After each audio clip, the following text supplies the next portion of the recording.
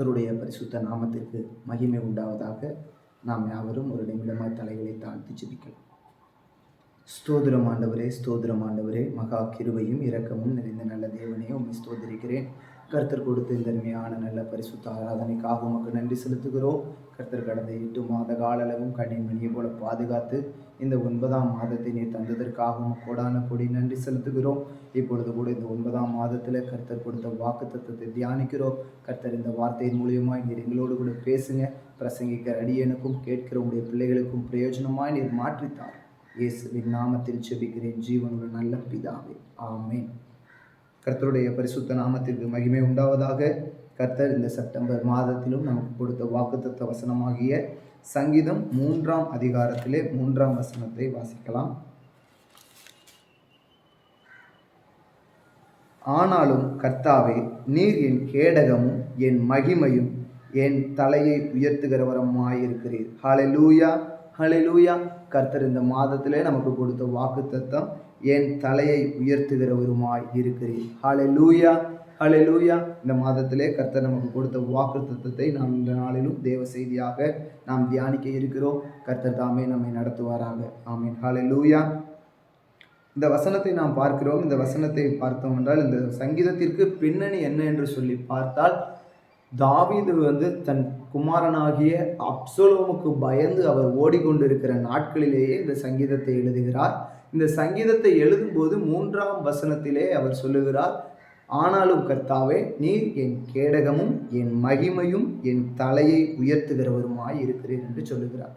இந்த மாதத்திலே கர்த்தர் நம்மை பார்த்து சொல்லுகிறார், உன் தலையை உயர்த்துவேன். ஹல்லேலூயா, ஹல்லேலூயா. இந்த மாதத்திலே கர்த்தர் நமக்கு கொடுத்த வாக்கு தத்தம் இது. இந்த வாக்கு தத்தத்தை வைத்து நீங்கள் தொடர்ந்து ஜெபித்துக் கொள்ளுங்கள்.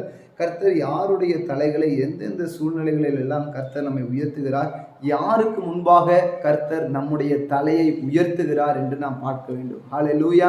நாம் ஒவ்வொருவரும் தேவனுடைய சமூகத்தில் விரும்புவது தான், என் வாழ்க்கை வெற்றியாக இருக்க வேண்டும், என் தலை நிமிர்ந்து இருக்க வேண்டும், நான் எப்பொழுதும் வெற்றியுள்ள மனிதனாக, நான் யார் முன்பாகவும் நான் வெட்கப்பட்டு போய்விடக் கூடாது என்பதை நாம் யாவரும் விரும்பி கொண்டிருக்கிறோம்.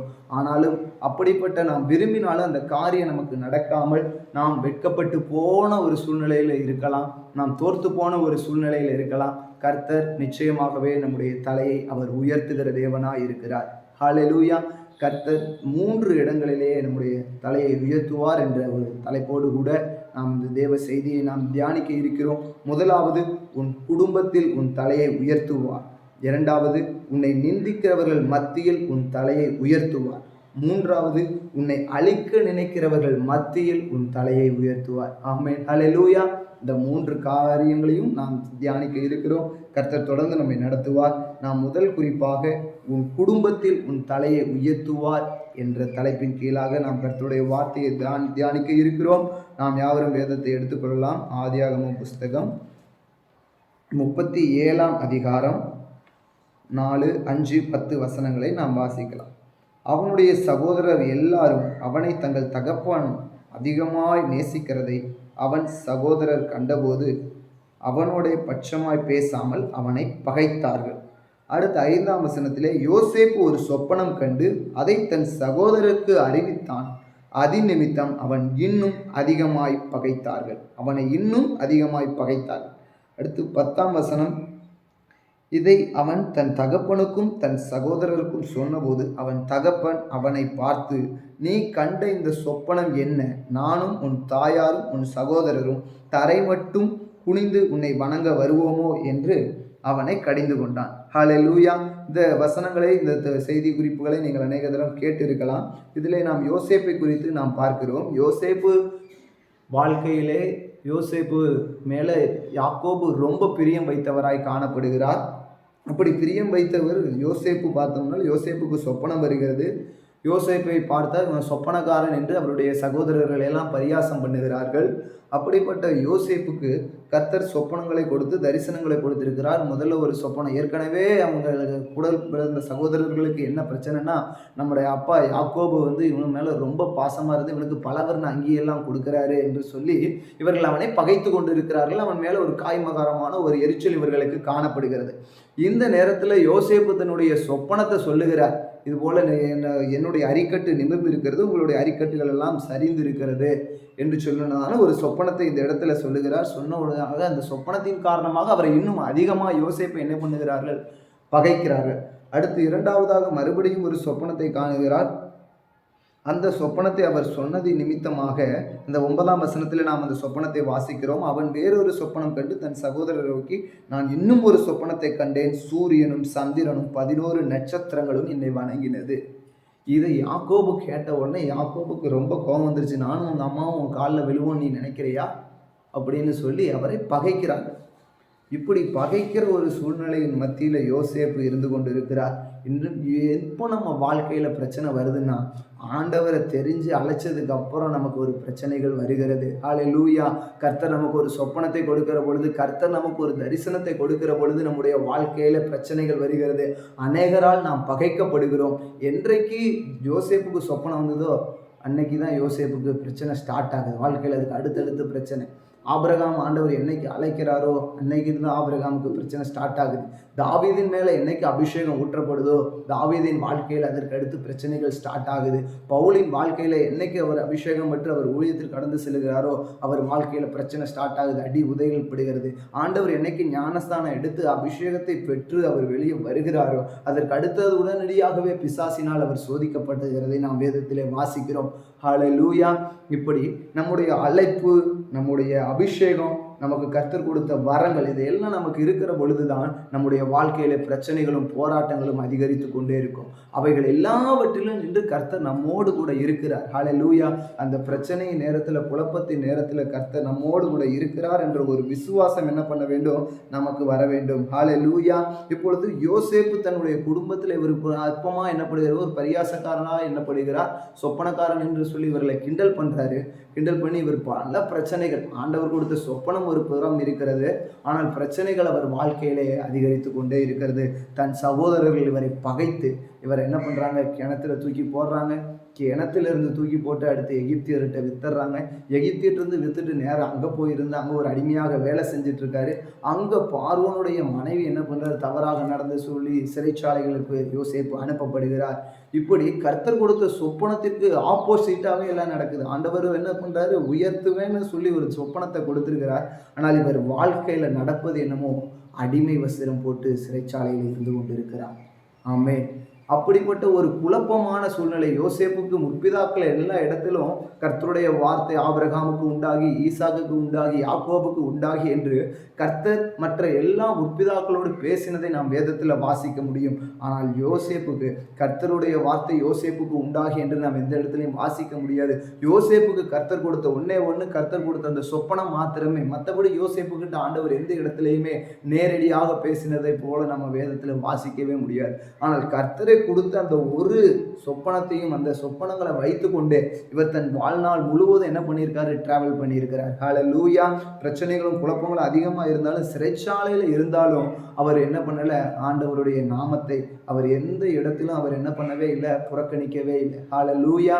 ஹல்லேலூயா. இன்றைக்கு ஒருவேளை யோசேப்பை போல கர்த்தர் உங்களுக்கு ஒரு வார்த்தையை கொடுத்திருக்கலாம். யோசேப்பை போல கர்த்தர் உங்களுக்கு ஒரு தரிசனத்தை கொடுத்திருக்கலாம். யோசேப்பை போல கர்த்தர் உங்களுக்கு ஒரு சொப்பனத்தை கொடுத்திருக்கலாம். ஆனால் நீங்கள் கண்ட சொப்பனத்திற்கு விரோதமாகவும், உங்கள் தரிசனத்திற்கு விரோதமாகவும், உங்களுடைய அழைப்புக்கு விரோதமாகவான காரியங்களில் நீங்க நடந்து கொண்டிருக்கலாம். அப்படிப்பட்ட ஒரு பாதைகளுக்குள்ள நீங்க கடந்து கொண்டிருக்கலாம். ஆனால் கர்த்தர் உங்களை பார்த்து சொல்லுகிறார், யோசேப்போடு கூட கர்த்தர் இருந்தார் என்று எழுதப்பட்ட வேத வார்த்தையின்படியாக இந்த வசனத்தை கேட்கிற உங்களோடு கூட கர்த்தர் இருக்கிறார். ஹல்லேலூயா. ஹல்லேலூயா. நாளானது விளங்க பண்ணும் என்று சொன்ன வேத வார்த்தையின்படியாக நாட்கள் வருகிற பொழுது, ஹல்லேலூயா, ஸ்தோத்திரம். நாம் ஆதியாகமம் 41ஆம் அதிகாரத்தை எடுத்துக்கொள்ளலாம். 40 முதல் வசனத்தை நாம் வாசிக்கலாம். நீ என் அரண்மனைக்கு அதிகாரியாய் இருப்பாய், உன் வாக்கின்படியே என் ஜனங்கள் எல்லாரும் அடங்கி நடக்க கடவர்கள், சிங்காசனத்தில் மாத்திரம் உன்னில் நான் பெரியவனாய் இருப்பேன் என்றான்.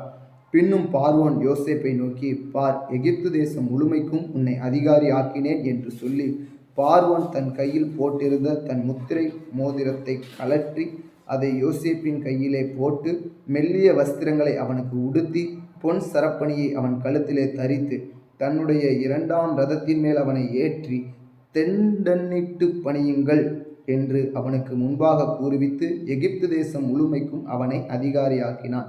ஹல்லேலூயா, ஹல்லேலூயா, ஹல்லேலூயா. கர்த்தர் கொடுத்த எவ்வளோ பெரிய காரியம் பாருங்கள், யோசேப்பு வாழ்க்கையில் நடக்கிறது. ஹல்லேலூயா. பலவர்ண அங்கேயே தன் தகப்பன் கொடுத்தார். அதை உருவி விட்டு தன்னுடைய சகோதரர்கள்லாம் என்ன பண்ணிட்டாங்க, கிணத்துல போட்டுட்டாங்க. ஹல்லேலூயா. அடுத்து அங்கிருந்து எகிப்துக்கு வந்த பொழுது அடிமை வஸ்திரம் கொடுக்கப்படுகிறது. அதை பார்வோனின் மனைவி என்ன பண்ணுறாங்க, உறிஞ்சி விட்டுட்டாங்க. ஹல்லேலூயா. அப்போது சிறைச்சாலையில் இருந்து மறுபடியும் நாள் வருகிறது. ராஜாவின் சொப்பனத்திற்கு அர்த்தம் சொல்லி கர்த்தர் அவரை ஒரு பெரிய அதிகாரத்தில் கொண்டு போய் வைக்கிறார். ஹல்லேலூயா. இப்பொழுது கர்த்தர் கொடுக்கிறது ராஜவஸ்திரம். பல வர்ணம் வாங்கி போனாலும் பரவாயில்ல, சிறைச்சாலை அடிமை அது வஸ்திரம் போனாலும் பரவாயில்ல, கர்த்தர் நமக்கு ஒரு ராஜ வஸ்திரத்தை வைத்திருக்கிறார். ஹல்லேலூயா. கர்த்தர் கொடுத்த தரிசனத்திலும் சொப்பனத்திலும் இருக்கிற பொழுது, கர்த்தர் கொடுத்த அழைப்புல நாம் இருக்கிற பொழுது பாடுகள் வரும், உபத்திரவங்கள் வரும். நம்மகிட்ட இருந்து எல்லாமே போயிடும். யோசேப்புக்கு ஆடை போனது போல நம்மகிட்ட இருக்கிற பணம் நம்மை விட்டு கடந்து போகும், உறவுகள் நம்மை விட்டு போகும், நம்முடைய மன நிம்மதி நம்மை விட்டு போகும். ஆனால் கர்த்தருடைய கிருபை நம்மோடு கூட இருக்கும். நாளானது வருகிற பொழுது கர்த்தர் நம்மை உயர்ந்த அடைக்கலத்தில் வைப்பார். ஹல்லேலூயா, ஹல்லேலூயா. இப்பொழுது இவர் கண்ட சொப்பனத்தின்படியாகவே அந்த வசனத்தை நான் வாசிக்கலாம். 43ஆம் அதிகாரத்தில் 26, 28 வசனத்தை நான் வாசிக்கிறேன். அவர்கள் அந்த தானியத்தை தங்கள் கழுதைகள் மேல் ஏற்றி கொண்டு அவ்விடம் புறப்பட்டு போனார்கள். அந்த வசனத்தை நாம் வாசிக்கலாம். 43ஆம் அதிகாரம் 26, 28. யோசேப்பு வீட்டுக்கு வந்தபோது அவர்கள் தங்கள் கையில் இருந்த காணிக்கையை வீட்டுக்குள் அவனிடத்தில் கொண்டு போய் வைத்து தரை மட்டும் குனிந்து அவனை வணங்கினார்கள். ஹல்லேலூயா. அடுத்து 28ஆம் வசனம். அதற்கு அவர்கள், எங்கள் தகப்பனாராகிய உமது அடியான் சுகமாயிருக்கிறான், இன்னும் உயிரோடு இருக்கிறார் என்று சொல்லி குனிந்து வணங்கினார்கள். ஹல்லேலூயா, ஹல்லேலூயா. சரியாகவே யோசேப்பு கண்ட சொப்பனத்தின்படியாகவே இப்போ என்ன பண்ணுறாங்க, தன் சகோதரனுக்கு முன்பாக வந்து அவர்கள் வணங்கி நின்று கொண்டு இருக்கிறார்கள். ஹல்லேலூயா, ஹல்லேலூயா.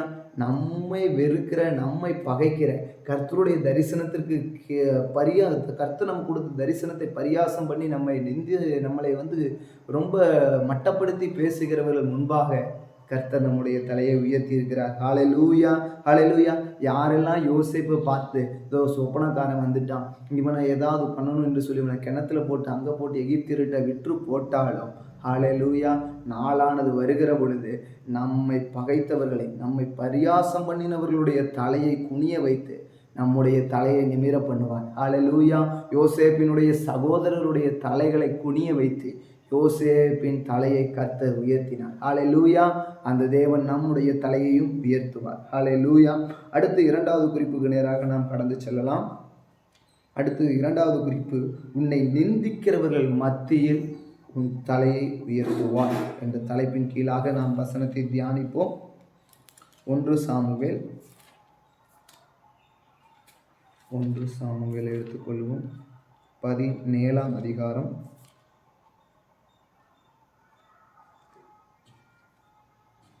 4-7 வசனத்தை நாம் வாசிக்கலாம். 1 சாமுவேல் 17, 4 முதல் 7.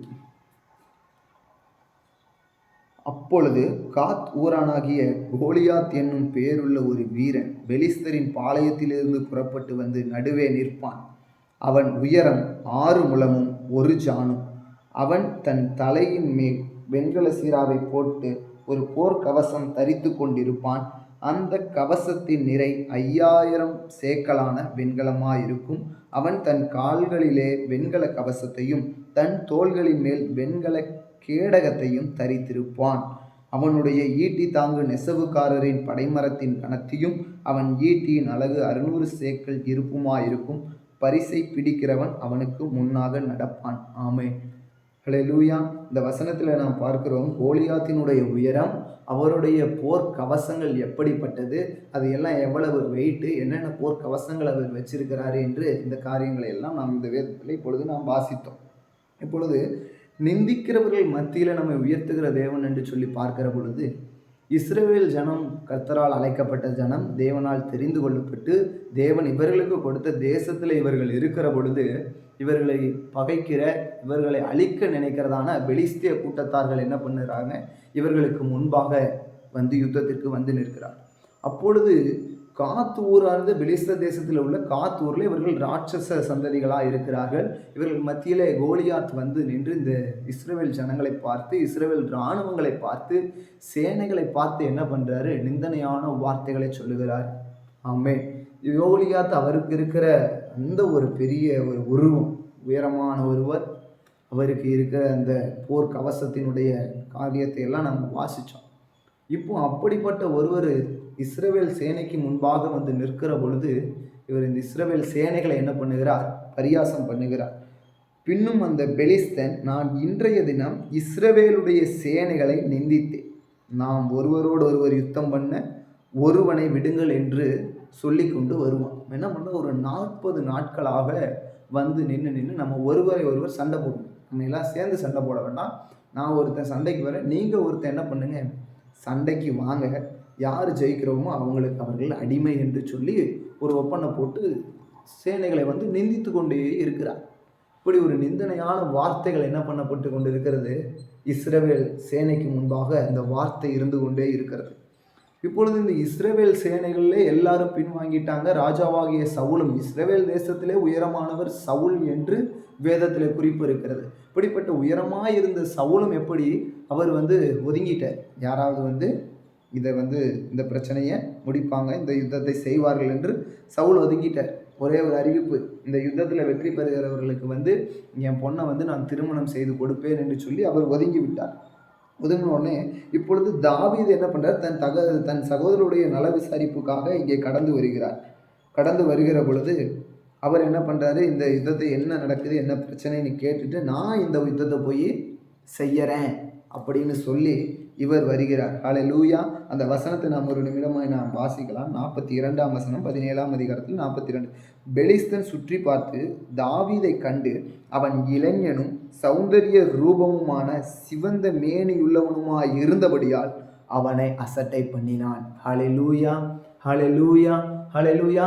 இஸ்ரவேல் சேனைக்கு விரோதமாய் எதிர்த்து நிற்கிற இந்த கோலியாத் என்ன பண்றாருன்னா, இஸ்ரவேல் சேனைகளை நிந்தித்து கொண்டே இருக்கிறார். அவர் நிந்தித்தது இஸ்ரவேலின் சேனைகளை அல்ல, இஸ்ரவேலின் தேவனாகிய கர்த்தர் தான் அழைத்து அபிஷேகித்து அந்த ஜனத்தை என்ன பண்ணி கொண்டு இருக்கிறான்? கோலியாத்து நிந்தித்து கொண்டு இருக்கிறான். அடுத்து கர்த்தருடைய ஆவியை பெற்று அபிஷேகத்தை பெற்று வருகிற தாவீதை எப்படி என்ன பண்றாரு? நிந்தித்து கொண்டு இருக்கிறார். அவரை பாருங்க, பெலிஸ்தன் தாவீதை பார்த்து, நீ தடிகளோடு என்னிடத்தில் வர நான் நாயா என்று சொல்லி அவன் தன் தேவர்களை கொண்டு தாவீதை என்ன பண்ணுகிறார்? சபிக்கிறார். ஹல்லேலூயா, ஹல்லேலூயா. கர்த்தருடைய அபிஷேகத்தை பெற்ற நாம வந்து இருக்கிற இடத்துல நம்மை சபிக்கிறவர்கள் அநேகராய் இருக்கிறார்கள். ஹல்லேலூயா. நம்மை நிந்திக்கிறவர்கள் அநேகராய் இருக்கிறார்கள். ஆமென். இப்போ நிந்தனையான வார்த்தைகளை என்ன பண்றாரு? கோலியாத் தாவீதுக்கு விரோதமாக, இஸ்ரவேல் சேனைக்கு விரோதமாக நிந்தித்து கொண்டு இருக்கிறார். ஏனென்றால் இவனுக்கு இருக்கிற, கோலியாத்துக்கு இருக்கிற உயரத்தை கொண்டு, தனக்கு இருக்கிற போர் கவசங்களை கொண்டு, தனக்குள்ள இருக்கிற பெருமை, தன் தலையின் மேல வெண்கல சீரா இருக்கு, போர் கவசம் இருக்கு, இப்படிப்பட்ட ஒரு படைபலத்தோட நான் இருக்கேன், என் உடல் இவ்வளவு பெருசு இருக்கு, நான் உயரமானவன், நான் ஜெய்சாண்டிக்கான ஆளு, என் கையில இருக்கிற போர்க்கருவிகள் எல்லாம் பெருசு, அப்படிங்கிற ஒரு பெருமையோடு கூட வந்து நிற்கிறான். அபிஷேகம் பண்ணப்பட்டவனுக்கு முன்பாக தன் ஒரு பெருமையில வந்து நின்று கொண்டு இருக்கிறார். அபிஷேகம் பெற்றவனை நிந்தித்து கொண்டு இருக்கிறார்.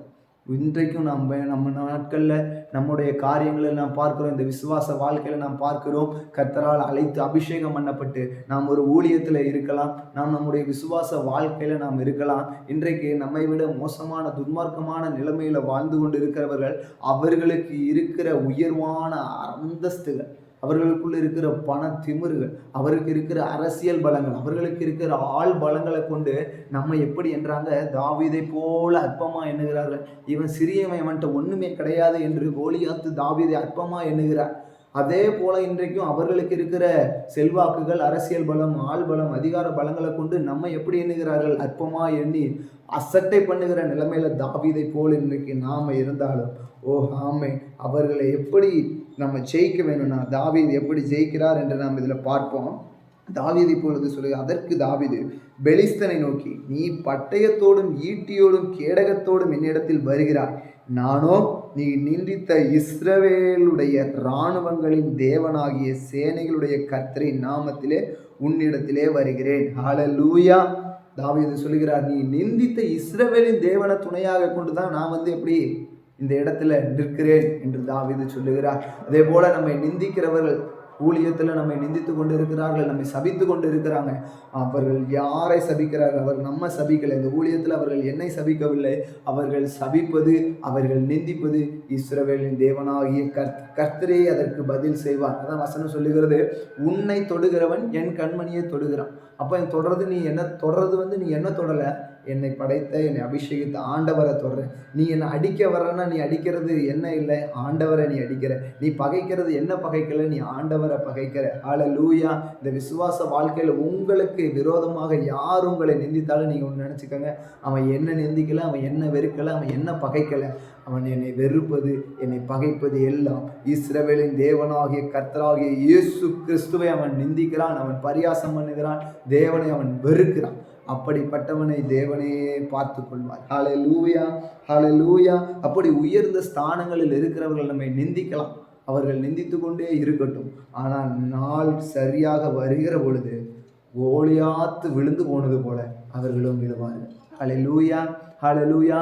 அழைக்கப்பட்டவனுக்கு முன்பாக, அபிஷேகம் பண்ணப்பட்டவனுக்கு முன்பாக, தேவனால நாம் தேவனுடைய அபிஷேகத்தில் நிறைந்து இருக்கிற பொழுது நமக்கு விரோதமாய் எதிர்த்து நிற்பவன் யாராக இருந்தாலும் கர்த்தர் பார்த்து கொள்வார். உனக்கு விரோதமாய் உருவாக்கப்படும் எந்த ஆயுதமும் வாய்க்காதே போகும் என்று வசனம் சொல்லி இருக்கிறது. இந்த வாய்க்காமலேயே போகும். ஹல்லேலூயா, ஹல்லேலூயா. இப்பொழுது நிந்தித்து கொண்டே இருக்கிற உடனே இப்போ என்ன பண்ணுறாரு தாவீது? தன்னுடைய கோலை தன் கையை அடைப்பத்திலே போட்டு அதிலிருந்து ஒரு கல்லை எடுத்து கவனில வைத்து சுழற்றி பெலிஸ்தனுடைய நெற்றியிலே பட எறிந்தான். அந்த கல் அவன் நெற்றியில் பதிந்து போனதினால் அவன் தரையிலே முகம் குப்புற விழுந்தான். ஹல்லேலூயா, ஹல்லேலூயா. இந்த இடத்துல நாம் தெளிவாக பார்க்கிறோம், கோலியாத்து ஒரே அடி, இந்த கல்லை வச்சு அடிக்கிற அடியில் அவன் ஒரே அடி முகம் குப்புற விழுந்து போயிட்டான். முகம் குப்புற விழுந்ததோட தாவீது என்ன பண்ணலை, விடலை. அடுத்த இதுதான் ரொம்ப முக்கியம், அதை வாசிப்போம் நாம். 51ஆம் வசனம், ஆகையால் தாவீது பெலிஸ்தன் அண்டையிலே ஓடி அவன் மேல் நின்று அவன் பட்டயத்தை எடுத்து அதை அதன் உரையிலிருந்து உருவி அவனை கொன்று அதனாலே அவன் தலையை வெட்டி போட்டான். அப்பொழுது தங்கள் வீரன் செத்து போனான் என்று பெலிஸ்தர் கண்டு ஓடி போனார்கள். ஹல்லேலூயா, ஹல்லேலூயா. தாவீது அற்பமா எண்ணப்பட்டவன் தான். தாவீது ஒரு சிறு பையன்தான். தாவீது ஒரு இளைஞன் தான். தாவீதுகிட்ட ஒன்றுமே கிடையாது, அவர்கள் குடும்பத்திலும் ஒன்றும் கிடையாது, கடைசி பையன். அப்படிப்பட்ட தாவீதுக்கு ஆண்டவர் கொடுத்த ஒன்றே ஒன்று அபிஷேகம். அந்த அபிஷேகம் தாவீதுக்குள்ளே இருந்தனால தான் தாவீதுக்கு இந்த ஜெயம் கிடைத்தது. ஹல்லேலூயா. தன் தேவனை நிந்தித்ததை தாங்க முடியவில்லை.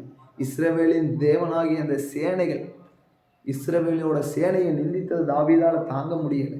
உடனடியாக நீ நிந்தித்த இஸ்ரவேலின் தேவனாகிய கர்த்தரை துணையாக கொண்டு வந்து நான் நிற்கிறேன் அப்படின்னு சொல்லி கோலியாத்தினுடைய தலையை வெட்டினார். ஹல்லேலூயா, ஹல்லேலூயா. எந்த இடத்துல நாம் நிந்திக்கப்படுகிறோமோ, எந்த இடத்துல நாம் வெட்கப்படுகிறோமோ அந்த இடத்திலேயே கர்த்தர் நம்முடைய தலையை உயர்த்துவார். ஹல்லேலூயா, ஹல்லேலூயா.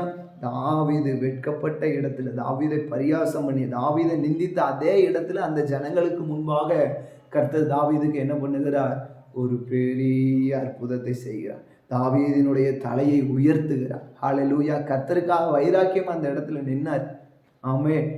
என் தேவன் எனக்கு துணையாக இருக்கிறாருன்னு அந்த ஒரு வைராக்கியத்தில் கர்த்தருக்காக நின்னனால கர்த்தர் தாவீதினுடைய தலையை உயர்த்துகிறார். நிந்தித்தவனுடைய தலையை வெட்டி அபிஷேகம் பண்ணப்பட்டவனுடைய தலையை உயர்த்துகிறார். ஹல்லேலூயா, ஹல்லேலூயா. உங்களை நிந்திக்கிறவனுடைய தலையை வெட்டி உங்கள் தலையை உயர்த்துவார். ஆமென். ஹல்லேலூயா, ஹல்லேலூயா. தொடர்ந்து நாம் 3வது குறிப்பாக கூட உங்களை அழிக்க நினைக்கிறவர்கள் மத்தியில் உன் தலையை உயர்த்துவார் என்ற தலைப்பை நாம் தியானிக்கலாம். எஸ்தர் புஸ்தகத்தை நாம் யாவரும் எடுத்துக்கொள்ளலாம். எஸ்தர் புஸ்தகத்திலே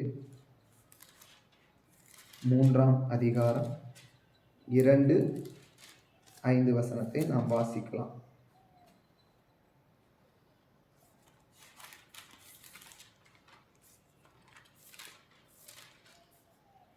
ஆகையால் ராஜாவின் அரண்மனை வாசலில் இருக்கிற ராஜாவின் ஊழியக்காரர் எல்லாரும் ஆமானை வணங்கி நமஸ்கரித்து வந்தார்கள்.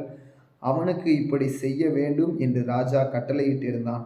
ஆனாலும் மொர்தெகாய் அவனை வணங்கவும் இல்லை, நமஸ்கரிக்கவும் இல்லை. ஆமென். அடுத்ததாக 5-6 வசனத்தை நான் வாசிக்க போகிறேன். ஆமான் மொர்தேகாய் தன்னை வணங்கி நமஸ்கரியாதை கண்டபோது மூர்க்கம் நிறைந்தவனானான். ஆனாலும் மொர்தேகாயின் மேல் மாத்திரம் கை போடுவது அவனுக்கு அற்ப காரியமாக கண்டது. மொர்தேகாயின் ஜனங்கள் இன்னார் என்று ஆமானுக்கு அறிவிக்கப்பட்டிருக்கிறபடியால் ஆகாஸ்வேருவின் ராஜ்யமெங்கும் இருக்கிற மொர்தேகாயின் ஜனம் எல்லாம் யூதரை எல்லாம் சங்கரிக்க அவன் வகை தேடினான். இந்த வசனத்திலே நாம் பார்க்கிறோம், எஸ்தர் புஸ்தகத்திலே இந்த சம்பவம் நம் அனைவருக்கும் தெரிந்ததுதான். ராஜா ஒரு கட்டளை கொடுக்கிறார், ஆமானை என்ன பண்ணணும், எல்லாரும் வணங்க வேண்டும் என்று. ஆனால் யூதனாகிய மொர்தேகாய் ஆமானை வணங்காமல், ஆமானுக்கு நமஸ்காரியம் எதுவும் செய்யாமல் மொர்தேகாய் அவர் பாட்டுக்கு போயிடுறார். இந்த காரியத்தை ஆமான் சிந்தித்து அவன் மேலே ரொம்ப பகை. என்ன ஒரு பகை, ஒரு வணக்கம் சொல்லி ஒரு நமஸ்கரியாததுனால இவனை என்ன பண்ணணும், கொல்லணும், இவனை அழித்து விட வேண்டும், இவன் இருக்கக்கூடாது என்று ஆமானை அழிக்க வேண்டும் என்கிற ஒரு எண்ணம் ஆமானுக்கு. எப்படி இந்த மொர்தேகாயை எப்படியாக நாம் என்ன பண்ணணும், அழிக்க வேண்டும் என்கிற ஒரு எண்ணம் காணப்படும். இந்த எண்ணத்தினால் அவர் என்ன பண்ணுகிறார், ஆனால் இந்த வசனத்தில் நம்ம 6ஆம் வசனத்தில் நாம் வாசித்தது மொர்தேகாயை மாத்திரம் கொல்லணும்னு ஆமான் நினைக்கல பாருங்க. ஆனாலும் மொர்தேகாயின் மேல் மாத்திரம் கை போடுவது அவனுக்கு அற்ப காரியமாய் கண்டது. யூதரை எல்லாரையும் என்ன பண்றான், சங்கரிக்க வகை தேடினான். அல்லேலூயா. எப்படிப்பட்டதான ஒரு பொல்லாங்கான மனிதன் ஆமான். அழிக்க நினைக்கணும், இவன் நமஸ்கரியாதனால இவனை மாத்திரம் இல்லை, இவன் யூதன் என்பதனால் இந்த யூத கோத்திரம் மொத்தத்தை என்ன பண்ணணும், அழிக்க வேண்டும் என்று. யூதா கோத்திரம் கர்த்தரால் தெரிந்து கொள்ளப்பட்ட கோத்திரம்.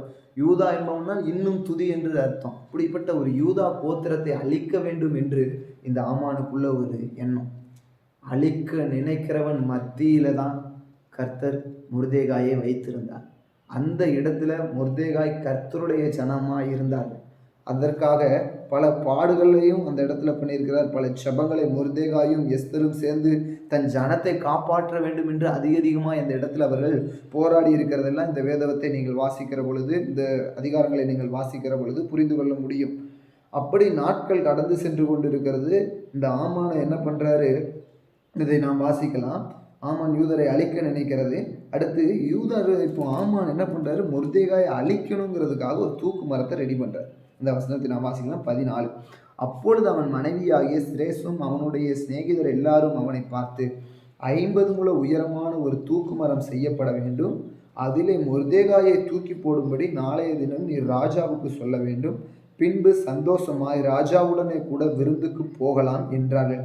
இந்த காரியம் ஆமானுக்கு நன்றாய் கண்டதினால் தூக்கு மரத்தை செய்வித்தான். ஹல்லேலூயா, ஹல்லேலூயா. இந்த காரியம் ஆமானுக்கு எப்படி, மனைவி சகோதர நண்பர்கள் எல்லாம் எப்படி ஆலோசனை கொடுக்குறாங்க, நீ அவனுக்கு ஒரு தூக்கு மரத்தை உண்டாக்கு, அவன் அதில் போட்டு கொள்ளலான்னு ராஜாட்ட நீ நாளைக்கு சொல்லு, கட்டளையை வாங்கிட்டு நீ அந்த கட்டளைப்படி அவன் என்ன பண்ணிடு, தூக்கு மரத்தில் போட்டு கொன்று என்று சொல்லி தன் மனைவியும் தன் நண்பர்களும் ஒரு ஆலோசனை கொடுக்குறாங்க. இந்த ஆலோசனை இவருக்கு நல்லதாக தெரிந்து தூக்கு மரத்தை ரெடி பண்ணி வச்சிருக்கிறாரு. ஆனால் இந்த மொர்தேகாயோடு கூட கர்த்தர் இருக்கிறார். தன் ஜனத்தை காக்க வேண்டும் என்று இவர்கள் எடுக்கிற இந்த பிரயாசங்களை எல்லாம் கர்த்தர் பார்த்து கொண்டே இருக்கிறார். நாளானது வருகிறது. ராஜாவை ஒரு முறை மொர்தேகாய் காப்பாற்றினதினாலே இப்போ ராஜா என்ன பண்றாரு, மொர்தேகாயை கனப்படுத்துகிறார். அந்த கனப்படுத்துகிற வசனத்தை நாம் 11 வாசிக்கலாம். அப்படி ஆமான் இந்த வசனத்துக்கு முன்பாக ராஜா கேட்கிறார் மொர்தேகாய்கிட்ட, மொர்தேகாய்க்கு ஏதாவது ஒன்று கனம் பண்ணணும் என்று சொல்லி ஆமான்ட்ட கேட்குறார். ராஜா கனம் பண்ணுகிற மனுஷனுக்கு என்ன செய்ய வேண்டும் என்று சொல்லுகிற பொழுது ஆமான் ஒரு பெரிய லிஸ்டையே இதில் கொடுக்குறார். அதை நாம் வாசிக்கலாம். ராஜாவை நோக்கி, ராஜா கனம் பண்ண விரும்புகிற மனுஷனுக்கு செய்ய வேண்டியது என்னவென்றால், ராஜா உடுத்தி கொள்ளுகிற ராஜவஸ்திரமும் ராஜா ஏறுகிற குதிரையும் அவர் சிரசிலே தரிக்கப்படும் ராஜமுடியும் கொண்டு வரப்பட வேண்டும். அந்த வஸ்திரமும் குதிரையும் ராஜாவுடைய பிரதான பிரபுக்களில் ஒருவனுடைய கையில் கொடுக்கப்பட வேண்டும். ராஜா கனம் பண்ண விரும்புகிற மனுஷனை அலங்கரித்த பின் அவனை குதிரையின் மேல் ஏற்றி நகர வீதியில் உலாவும்படி செய்து, ராஜா கனம் பண்ண விரும்புகிற மனுஷனுக்கு இப்படியே செய்யப்படும் என்று அவனுக்கு முன்பாக கூறப்பட வேண்டும் என்றான். இதையெல்லாம் ஆமான் எப்படி ராஜா கிட்ட சரியா சொல்றாருன்னா, ராஜா என்னதான் கனப்படுத்த போறாரு, அதனால இந்த மேன்மையெல்லாம் எனக்கு கிடைக்க வேண்டும் என்று இந்த பொல்லாங்கான இந்த ஆமான் என்ன பண்றாரு, துன்மார்க்கனமான ஆமான் இதெல்லாம் எனக்கு தான் செய்ய போறாங்க என்று சொல்லி ஒரு ஆசாசையா இப்படி எல்லாம் தான் பண்ணுவாங்கன்னு சொல்றாரு. ஆனா அங்க நடந்த காரியம், ராஜா சொல்றாரு, இதையெல்லாம் நீ என்ன பண்ணி சொன்னதெல்லாம் போய் மொர்தேகாய்க்கு பண்ணு, நீ சொன்னதில் ஒன்று கூட மாறி பண்ணக்கூடாது, சொன்னது சரியா அதன்படியே நீ என்னணும் மொர்தெகாய்க்கு நீ செய்ய வேண்டும் என்று சொல்லி அனுப்புகிறார். அதே போல ஆமான் போறாரு. அப்படியே ஆமான் வஸ்திரத்தையும் குதிரையையும் கொண்டு போய் மொர்தெகாயை அலங்கரித்து அவனை குதிரையின் மேல் ஏற்றி நகர வீதியில் உலாவும்படி செய்து, ராஜா கனம் பண்ணுகிற விரும்புகிற மனுஷனுக்கு இப்படியே செய்யப்படும் என்று அவனுக்கு முன்பாய் கூறினான். ஹல்லேலூயா, ஹல்லேலூயா. அடுத்த வசனத்தில் ஆமானோ என்றால் சஞ்சலப்பட்டு முக்காடிட்டு ஓடி போனான். ஹல்லேலூயா, ஹல்லேலூயா. கர்த்தர் எப்படி கிரியை செய்கிறார் என்று பாருங்கள். ஹல்லேலூயா. மொர்தெகாயை அழிக்கணும், அந்த இனத்தையே அழிக்கணும் என்று இவனுடைய எண்ணம், ஆமானுடைய எண்ணம். இன்றைக்கு ஒருவேளை நீங்களும் அப்படிப்பட்ட ஒரு சூழ்நிலையில் நீங்களும் உங்கள் குடும்பத்தாரும் இருக்கலாம். உங்கள் ஒருவரை ஒருவர் பகைத்ததுனால உங்கள் குடும்பத்தை அழிக்கணும், உங்கள் குடும்பத்தையே இல்லாமல் ஆக்க வேண்டும். இந்த ஊழியத்தின் நிமித்தமாக இவனை அழிக்கணும், இவன் குடும்பத்தையே அழிக்கணும், இவங்களை இந்த ஊர்லேயே இருக்க விடக்கூடாது, இந்த ஜனத்தண்டையிலே இருக்கக்கூடாது, இவர்கள் மொத்தமாக அழிக்கப்பட்டு போக வேண்டும் என்று, உங்களை அழிக்கணும் என்று, உங்கள் குடும்பத்தை அழிக்க வேண்டும் என்று மந்திர சூனியத்தை செய்யலாம். அவர்கள் பில்லி சூனியங்களை வச்சு உங்களை கட்டலாம். இஸ்ரவேலுக்கு விரோதமான மந்திரமும் இல்லை, குறி சொல்லுவதும் இல்லை. கர்த்தருடைய கரம் உங்கள் மேல் இருக்கிறது. உங்களுக்கு விரோதமாய் எப்பேற்பட்ட கிரியைகளும் கிரியை செய்ய முடியாது. இயேசு கிறிஸ்துவின் ரத்தம் உங்கள் மேல் இருக்கிறது. ஹல்லேலூயா, ஹல்லேலூயா. இனி சாத்தானுக்கு உங்கள் மேல் அதிகாரம் இல்லை. ஹல்லேலூயா. அந்த தேவன் நம்மோடு கூட இருக்கிறார். யூதரை அழிக்க நினைக்கலாம், மொர்தெகாயை அழிக்க நினைத்து தூக்குமரம் வரைக்கும் ரெடியா இருக்கலாம். ஆனாலும் கர்த்தர் அபிஷேகம் பண்ணப்பட்டவன் மேல ஒரு கரைய வைக்கிறதுக்கு எவனுக்கு அதிகாரம் கிடையாது. ஆமென், ஹல்லேலூயா, ஹல்லேலூயா. கர்த்தருடைய சித்தம் இல்லாமல் தூக்கு மரத்தில் நம்ம ஏற மாட்டோம். தூக்கு மரம் ரெடியாக இருக்கலாம். இன்னைக்கு நீங்கள் நினைக்கலாம், என் குடும்பமே அழிஞ்சு போயிடும் போல, நானே அழிஞ்சிருவேன் போல, என் குடும்பம் இல்லாமல் போயிடும் போல அப்படிங்கிற ஒரு சூழ்நிலையில் இருக்கலாம். நீங்கள் நினைக்கலாம் நம்ம இல்லாமல் போயிடுவோமோன்னு நினைக்கலாம். ஆனால் கர்த்தர் உங்களுக்கு சரியான நேரத்தில் அற்புதம் செய்வார். உங்களை அழிக்க நினைத்தவனை தூக்கு மரத்தில் ஏற்றுவார். அந்த வசனத்தை நீங்கள் வாசிக்கலாம். ஆமானுடைய மரணத்தை வாசிக்கலாம் 7:10. அப்படியே ஆமான் மொர்தெகாய்க்கு ஆயத்தம் பண்ணின தூக்கு மரத்திலேயே ஆமானையே தூக்கி போட்டார்கள். ஹல்லேலூயா. எப்படி அற்புதமாய் நடந்த முடிவை பாருங்க. தூக்கு மரம் யாருக்காக ரெடி பண்ணி வச்சானோ அந்த ஆள் எஸ்கேப் ஆயிட்டான். ஆமான் மொர்தெகாய்க்கு ரெடி பண்ணுறாரு. மொர்தெகாய் தூக்கு மரத்திலிருந்து எஸ்கேப் ஆகப்பட்டு அவர் ராஜ குதிரையில் ஏறி பெரிய கனப்படுத்தப்படுகிறார். ஆனால் ஆமான் அழிக்கணும், அந்த இனத்தையே அழிக்கணும், யூத கோத்திரமே இருக்கக்கூடாது அழிக்கணும்னு நினச்சி ஆமான் யாருக்கு தூக்கு மரம் செஞ்சானோ அதே தூக்கு மரத்தில் ஏற்றப்பட்டு பரிதாபமாய் மரித்து போனான். ஹல்லேலூயா, ஹல்லேலூயா. இன்றைக்கும் நம்மை கர்த்தருடைய அபிஷேகத்தை பெற்று கர்த்தருடைய வல்லமையில் நாம் நிறைந்திருக்கிற பொழுது இன்றைக்கும் நாம் இந்த புறஜாதியார் வணங்குகிறதான இந்த விக்கிரகத்தை நாம் வணங்காதபடிக்கு, நான் இதை வணங்க மாட்டேன், இதை நான் நமஸ்கரிக்க மாட்டேன், நான் இந்த காரியத்தை நான் செய்ய மாட்டேன் என்று சொல்லி நாம் ஒதுங்குகிற பொழுது அவர்கள் நம்மை பகைக்கிறார்கள். நம்மை அழிக்க வேண்டும், நம்முடைய குடும்பத்தை அழிக்க வேண்டும் அவர்கள் நினைக்கிறாங்க. ஆனால் அவர்களால் நம்மை அழிக்க முடியாது, நம்முடைய குடும்பத்தையும் அழைக்க முடியாது. கர்த்தர் நம்முடைய குடும்பத்திற்கு அரணான வேலியாய் இருக்கிறார். அவர் நமக்கு கேடகமாய் இருக்கிறார். அவர் நமக்கு மகிமையாய் இருக்கிறார். ஹல்லேலூயா. அழிக்க நினைத்தவனை கர்த்தர் அழித்து அவனுக்கு முன்பாகவே கர்த்தர் என்ன பண்றாரு? ஹல்லேலூயா. மொர்தெகாயின் தலையை உயர்த்தினார். இன்றைக்கும் ஒருவேளை உங்களை அழிக்க நினைக்கிறவன் முன் உங்கள் தலையை உயர்த்தி அவனை அழிப்பார். ஹல்லேலூயா, ஹல்லேலூயா. மொத்தம் நாம் 3 காரியங்களை பார்த்தோம். கர்த்தர் என் தலையை உயர்த்துகிறவராய் இருக்கிறார் என்ற இந்த செய்தியின் வாயிலாக கர்த்தர் உங்களோடு கூட சொல்லுகிறார், உன் குடும்பத்தின் மத்தியில் உன் தலையை உயர்த்துவேன். ஹல்லேலூயா, ஹல்லேலூயா. அவர்கள் தலையை குனிய வைத்து யோசேப்பின் தலையை உயர்த்தினது போல எப்படி இன்னைக்கு உங்கள் குடும்பத்தில் நீங்கள் இன்னைக்கு கர்த்தருடைய தரிசனத்தின் மூலியமாக, கர்த்தர் உங்களுக்கு கொடுத்த சொப்பனத்தின் மூலியமாக அவர்கள் உங்களை பகைக்கலாம், பரியாசம் பண்ணலாம். ஆனால் நாள் வருகிற பொழுது உங்களை பரியாசம் பண்ணுகிறவர்கள், உங்களை பகைக்கிறவர்களுடைய தலையை கர்த்தர் குனிய வைத்து உங்கள் தலையை உயர்த்துவார். ஹல்லேலூயா. 2வதாக நம்ம பார்த்தோம், உன்னை நிந்திக்கிறவர்கள் மத்தியில் உன் தலையை உயர்த்துவார் என்று பார்த்தோம். அதே போல தாவீதையும் இஸ்ரவேல் சேனையையும் நிந்தித்த கோலியாத்தின் தலை வெட்டப்பட்டு கர்த்தர் தாவீதின் தலையை உயர்த்தினது போல இன்றைக்கும் பணம், செல்வாக்கு, அதிகார பலம், ஆள்பலம் இருக்கிறவர்கள் உங்களை நிந்தித்து கொண்டு இருக்கலாம். உங்களை நிந்திக்கிறவர்கள் மத்தியில் உங்கள் தலையை உயர்த்துகிற தேவன் ஹல்லேலூயா உங்களை நிந்திக்கிறவன் எப்படி கோலியாத்தின் தலை வெட்டப்பட்டது போல உங்களை நிந்திக்கிறவர்களுடைய தலையை, அதாவது அவர்களுடைய பெருமைகளை கர்த்தர் வெட்டி எடுத்து உங்களுடைய தலையை கர்த்தர் உயர்த்துவார். மூன்றாவது நாம் பார்த்தது, உங்களை அழிக்க நினைக்கிறவர்கள் மத்தியில் உங்கள் தலையை உயர்த்துவார். ஹல்லேலூயா, ஹல்லேலூயா. எப்படி ஆமான் மொர்தெகாயை அழிக்க வேண்டும் என்று நினைத்த போது கர்த்தர் மொர்தெகாயை உயர்த்தி ஆமானை அதை பார்க்க வைத்து நாள் வருகிற பொழுது ஆமானை கர்த்தர் அழித்தார். ஹல்லேலூயா, ஹல்லேலூயா. கர்த்தர் எப்படின்னா, உங்களை அழிக்க நினைக்கிறவனை அழிச்சிட்டு அதுக்கப்புறம் உங்களை உயர்த்துகிறவர் அல்ல. உங்களை எதிர்க்கிறவனை அவர் இல்லாமல் பண்ணிட்டு உங்களை அதுக்கப்புறம் அவர் ஆசீர்வதிக்கிறவர் அல்ல. அவன் கண்களுக்கு முன்பாகவே உங்களை உயர்த்துவார். ஹல்லேலூயா. ஆமான் அப்படிப்பட்ட துர்சிந்தனையோடு கூட இருக்கிற பொழுது அவன் கண்ணுக்கு முன்பாகவே கர்த்தர் மொர்தெகாயை உயர்த்தி அதன் பிற்பாடாக ஆமானை அழித்தார். ஹல்லேலூயா.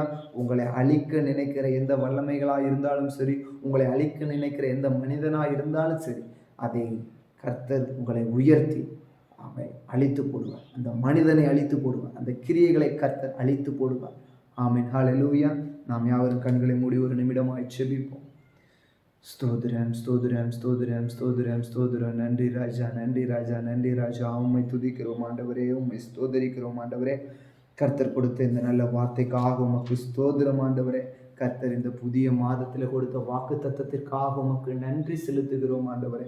உன் தலையை உயர்த்துவார் என்ற வேத வார்த்தையின்படியாக கர்த்தர் எங்களுடைய தலையை நீர் உயர்த்துகிறவராக இருக்கிறீர். ஓ குடும்பத்தின் மத்தியில் எங்களுடைய தலையை நீர் உயர்த்துகிறவர். எங்களை நிந்திக்கிறவர்கள் முன் எங்கள் தலையை உயர்த்துகிறவர். எங்களை அழிக்க நினைக்கிறவர்கள் மத்தியில் எங்கள் தலையை நீர் உயர்த்துகிறவர். கர்த்தர் தொடர்ந்து இந்த வார்த்தைகளை நீர் எங்களோடு கூட இடைப்பட்டதற்காக உமக்கு நன்றி. இந்த வார்த்தை ஒவ்வொருவருக்கும் பிரயோஜனமாய் இருக்கும்படிக்காய் கர்த்தர் நீர் ஆசீர்வதியும். கர்த்தர் எங்களை வெட்கப்பட்டு போகாதபடிக்கு எங்கள் தலையை நீர் உயர்த்துகிறவராய் இருக்கிறேன். அவர்கள் அவரை நோக்கி பார்த்து பிரகாசம் அடைந்தார்கள்.